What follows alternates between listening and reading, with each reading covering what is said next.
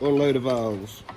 Most likely it's in this end, which is the one where it says out.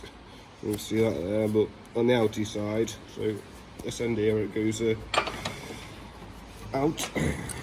This big brass nut here, if you crack that off, you'll find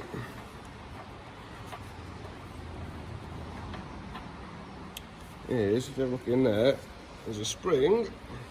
These can break, and a little ball bearing, if you look in there, which is just a ball bearing. And make sure there's no shit in there, any bits of fluff, snot, bits of wire, metal, anything that can get in there. So if it stops this ball bearing going in that hole nicely, it doesn't seal up and it doesn't work and it plays up. So just check that, that's most likely where your problems lie. Put the spring back on there.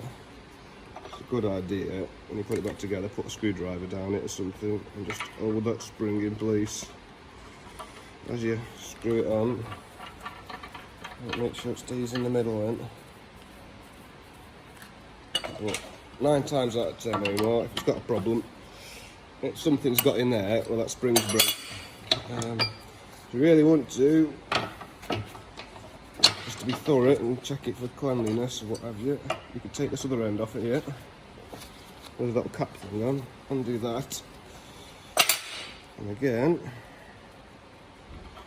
it's just a slightly heavier spring, and another ball bearing exactly the same. And just make sure, take that out, there's nothing in there. It should be a nice clean hole. Just make sure there's no bits of metal or anything that's going to stop that ball bearing going in that hole and then creating a seal. So just drop that back in there. Back in there. It goes in that hole quite nicely in there, so just guide that in. And screw them back down, nice and tight. Can't go too far wrong with them.